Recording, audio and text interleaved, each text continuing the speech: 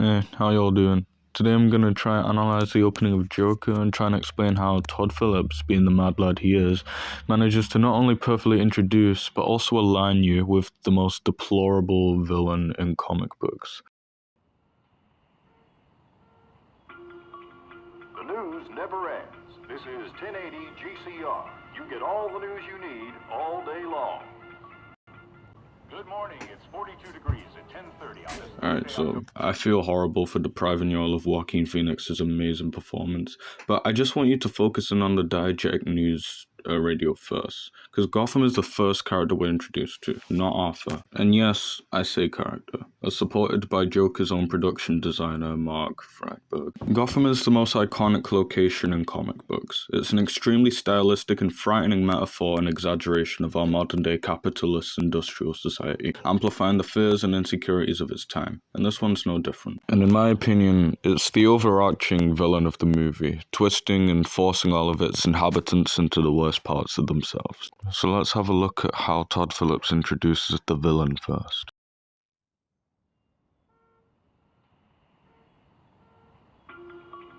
The news never ends. This is 1080 GCR. You get all the news you need all day long.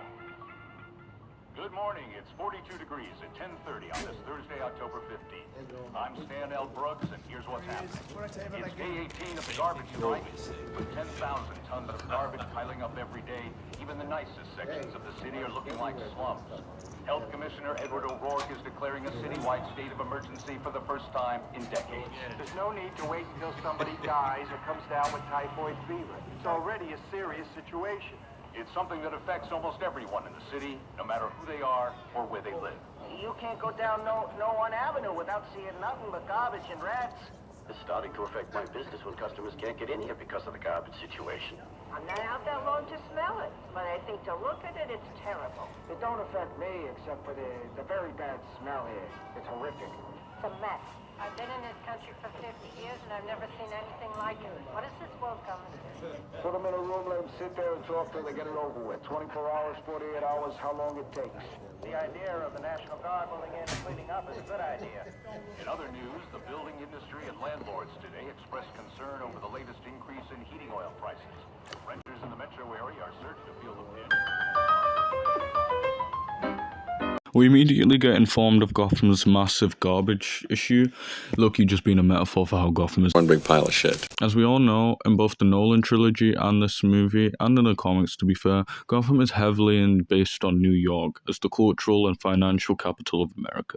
And funnily enough, New York City garbage collectors went on strike in 1981 as well, so this is most likely supposed to be a symbol of the upcoming anarchy in Gotham and the city revealing its true self at the same time that Arthur does. Now, the rats I find super interesting. If you'll pay close attention, you'll see these creepily big rats scurrying about throughout the movie. For starters, obvious reference to the Ratcatcher, Batman villain. However, while I acknowledge this is a reference, I don't really think the Super Rat pandemic is due to his existence in this continuity. For one, these are some of the most realistic comic book movies ever made, and supervillains don't really fit in. And two, I actually think it's more powerful if he didn't cause this either way. The NYC connections stay strong, as NYC is infamous for their extremely large rats. They get so big because there's so much garbage everywhere, so they'll call up all their homies and start snacking, and they'll get bigger. So essentially, the people of Gotham are complaining about a problem, not realizing that they have actively provided said problem with all it needs to thrive. It's also worth noting that rats are also typically a symbol of the oppressed, unhappy lower classes, both in the way that they are perceived and treated by those above. They also briefly mention that heating oil prices are going up, which, again, has always been kind of a problem in America. We see this long establishing shot of Gotham Square, and it seems to be hugely overwhelming for such a small clown in this frame. The building seems sentient, looking down and crashing down on Arthur, like any good villain should. In fact, Todd Phillips spoke about specifically adding more and more buildings to block out the horizon, to give it the sense that Gotham is relentlessly and physically pressing down on Joker. Plus, it's all grey and muted and unsaturated and depressing, whereas Arthur is kind of dressed up in bright clown clothes, kind of symbolizing Arthur's desire to bring laughter and joy into this cold, dark world. Okay. Okay, liquor store, how nice. We see a prominent advert for Flying Away, because that's literally what everybody here wants to do. There's also a hugely obvious not safe for work movie advert, kind of displaying a societal desensitization to adult stuff, even for the kids that are just casually walking down the street. Also, alongside the business Arthur's dancing for, there's another Everything Must Go business just across the street, really hammering home like Gotham's current economic crisis. This is even brought back later in the movie when Arthur's boss needs the sign back because the business needs it back, and then there's even more and more businesses that need it as well. Like literally every shop in the city is failing. It's like the Wall Street crash learned the Kaioken. The little shots of Arthur dancing give us a little more of a closer view. It's all dirty and it's graffiti everywhere and it's all Taxi Driver, Urban Decay. Combine Zorn with Night City and it's still probably a better place to live than Gotham. So I actually think the introduction of Gotham as a villain is the first major step in aligning us with the Joker, even before we meet with the Jester of Genocide himself. This villain introduction is so scary, so large, so overwhelming that our psychology kind of automatically sides with the protagonists. We love underdogs. I've already mentioned how the cinematography low-key bullies Arthur. He's just so small and weak in these frames and it's like impossible for him to even do anything. Also, it's worth noting that since Gotham is such an awful place, we will subconsciously excuse Arthur's actions as his nurture, not necessarily his nature.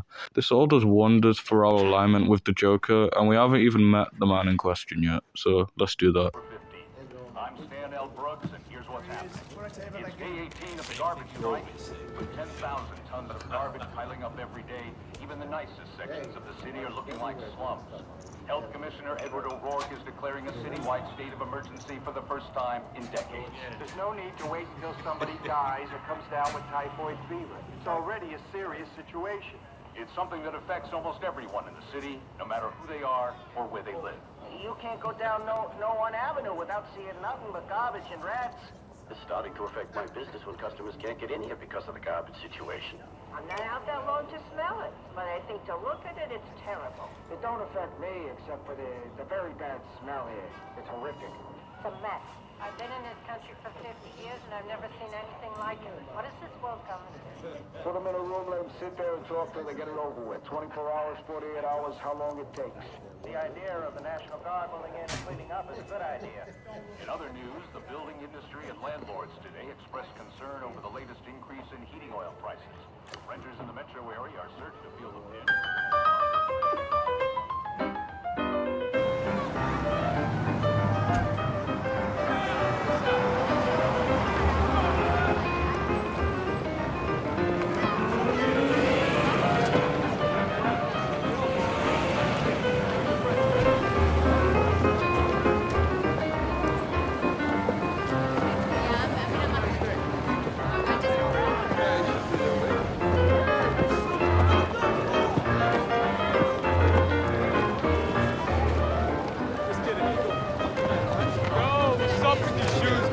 Okay, so immediately, as helpfully pointed out by Mr. Phillips himself in his video, in the first shot of the film, you can see some of the clowns over here on the left. They're being boys, they're vibing together, having a good game of cards, and, you know, he's on the right, he's sat alone, immediately.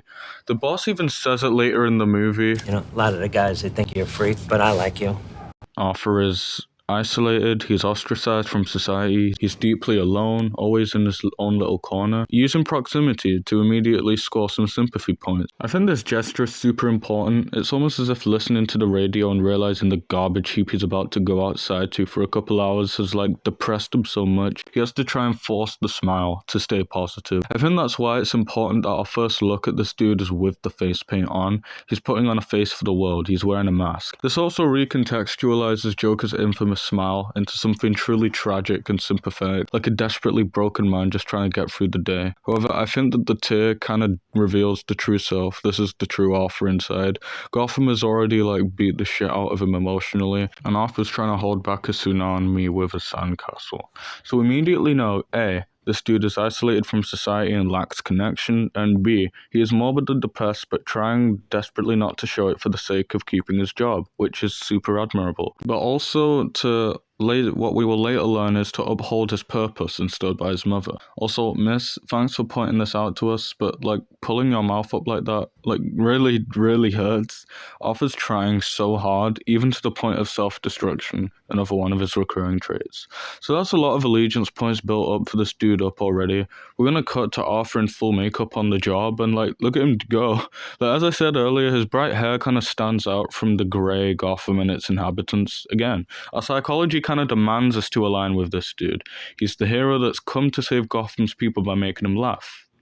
At least for now. Arthur rarely seems in his element here. His performance and dancing is also like fun and alive. His expression seemed genuinely joyous this time, and his skill with the sign is clear. Lee's cooking. So he's passionate about his job. Like, what's not to love, innit? I think part of this is that he's happy to have a chance again to fulfill his purpose, bringing laughter and joy. But also I think the clown mask gives him security. Arthur is later shown to have kind of stage fright / social anxiety later on. But if no one knows it's you, then there's a bit more security. Clowns are supposed to be happy, and he's filling the part. Notably, this doesn't actually seem to be an amazing job, though.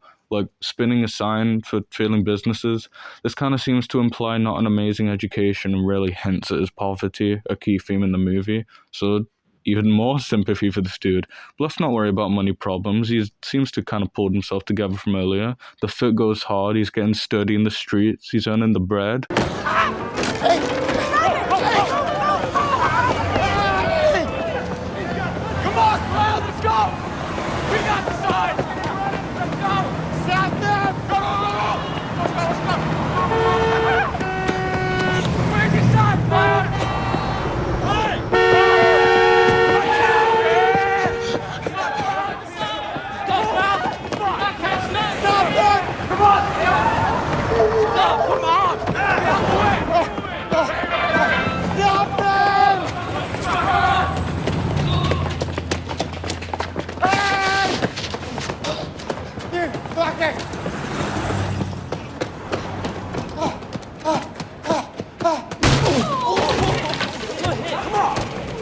Come on, this guy's weak. He can't do nothing. Harder!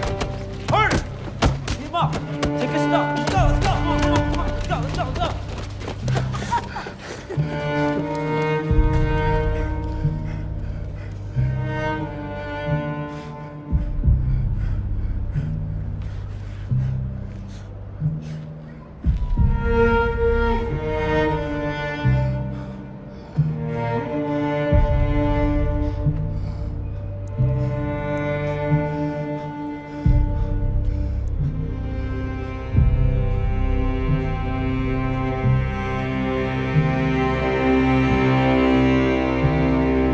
This really does kind of put into perspective just how damaging Gotham's evil environment truly is, and how early the youths are affected into this cruel society. I think this kind of works on us because Hollywood uses kids as the symbol of innocence most of the time.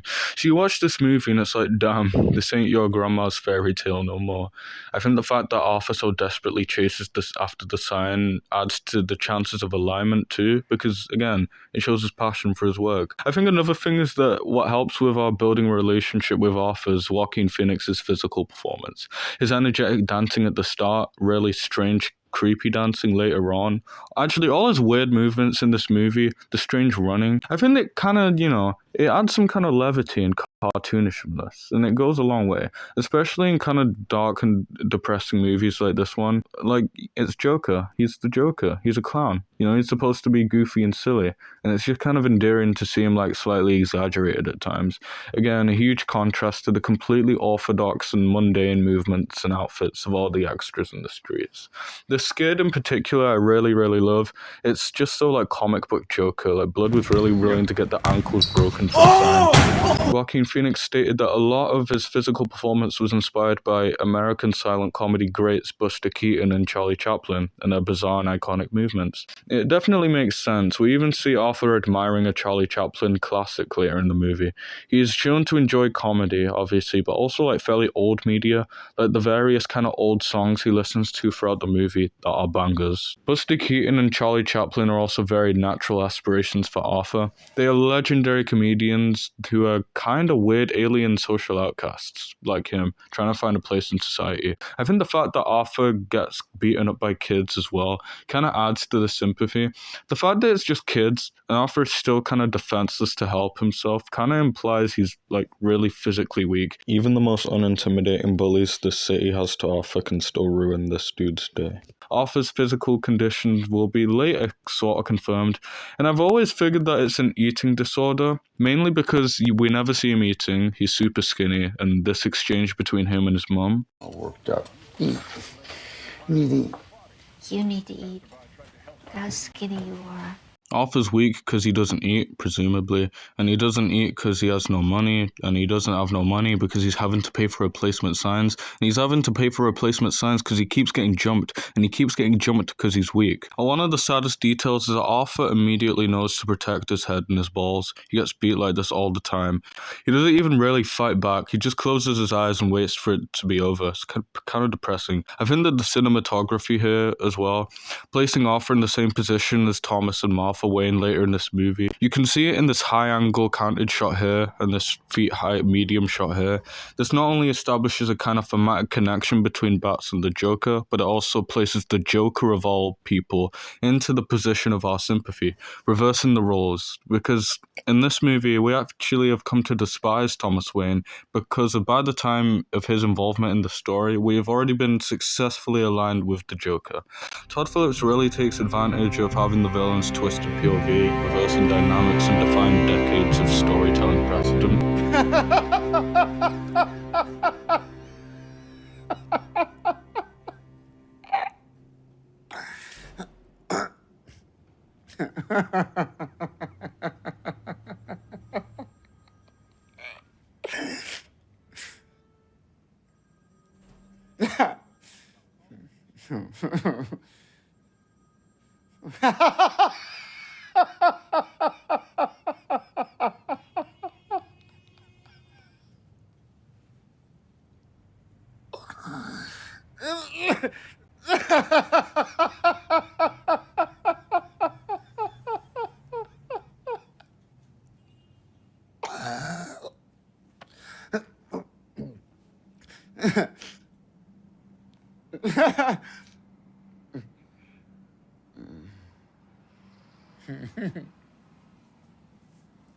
And we proceed to watch Joaquin Phoenix absolutely crash out for like a minute straight. I love the laugh so much. The performance is obviously amazing, but it's like super painful and tragic, and it's almost as if he's crying. Again, recontextualizing something that decades of Batman media has taught us to fear, and now it's tragic and just kind of hurts to watch. I guess it's easy to assume that Arthur suffers from a form of PBA, a condition causing sudden and unstoppable bursts of laughter at inappropriate times, and Arthur definitely laughs at times the way you probably shouldn't. Like, a woman's getting harassed on the subway and dude just starts creasing. But the Joker has always had a twisted sense of humor. He laughs at pain, at misery and destruction, and I've always thought that that's what Arthur truly finds deeply funny in his heart, but he's always fighting back against his shadow, his darkest impulses, to which is why they come out like cries. Arthur's life sucks, so of course the Arthur would like cry at the tragedy of his own life. It's self-pity. But the Joker finds pain funny, so Arthur laughs at the same time. You know what's funny? You know what really makes me laugh? I used to think that my life was a tragedy. But now I realize it's a fucking comedy. No masks for me. I have nothing to hide. I laugh at the cruel absurdity of the world. It's that I look at my whole life and I see the awful, terrible things in my life and turn it into something funny. I consider this the same method that the Gotham world building. The Joker, the split personality, the Shadow, whatever you want to call it, is another overwhelmingly scary villain that Arthur has to deal with. Like Gotham, he's not exactly a supervillain that you can just punch. So isn't it kind of admirable that he's trying his best, valiantly fighting against his darkest urges every single day? I think this is also why it's visibly painful for Arthur to laugh. He's desperately trying to hold the Joker back as much as he can, but it's getting harder and harder as... Is it just me? Or is it getting crazier out there? It is certainly tense. People are upset. They're struggling, looking for work. These are tough times. How about you? Have you been keeping up with your journal? Yes, ma'am. Great. Did you bring it with you?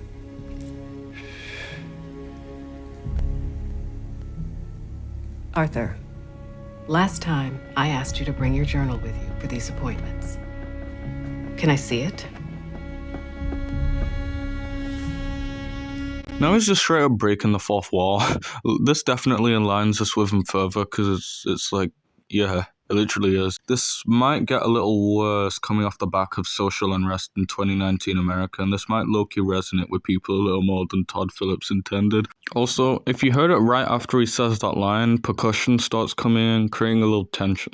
Kind of foreshadowing his complete anarchism and counterculturalism later on, I guess. Smoking, not really surprising at all, more sympathy. I think the fact that he gets super nervous here is not only kind of relatable, but also he's about to share his jokes to someone else. Reminder, he's Pursuing a career in stand-up comedy. and if only trying his jokes on one person can get his knees to be quaking, then he's gonna have a bad time, as we see later in the film.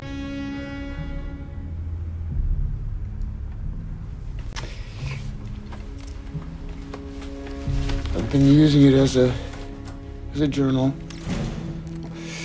but also as a joke diary. Funny thoughts or observations. I think I told you I'm pursuing a career in stand-up comedy. No, you didn't. I think I did.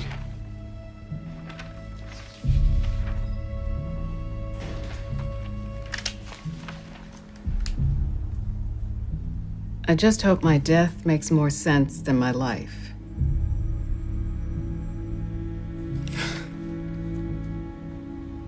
Okay, so this scene has definitely piled up the red flags for Arthur as a protagonist here, and this is definitely one of them. Naked women in his notebook, a bit creepy, a little weird. This isn't just like the 90s teenager stereotype of having like women in bikinis on a poster in your room or anything. Like, bro just straight up has porn in his books. But I believe even this can be used to align us further with Arthur Fleck. Hear me out. Because, yeah, as we established from the first shot, Arthur's incredibly lonely. He has no friends at work. He probably has awful luck with women due to his laugh and social anxiety and just being weird. And aside from a few possible raping incidents in the past, he is most likely a virgin. I just think he is forced to retreat into indulging in porn and fantasizing about his crush down the hall because, like, yeah, Gotham's taken its toll. He's lonely and desperately desires connection in his life. Despite me trying to kind of justify this, I do consider this a red flag though. There is an element of just desiring human love and connection, yes, but I think it's mainly formed into lust at this point and sexual desire because it's naked women. It's not just like pictures of beautiful ladies. Maybe it's the Arthur side that wants the human connection and the Joker side that wants the lustful sex part. Comics and games, Joker is a rapist, so that's up to you. We stride over to the first of Arthur's banger jokes in the movie. Clever pun, highlights his poverty and evident self-destructionism.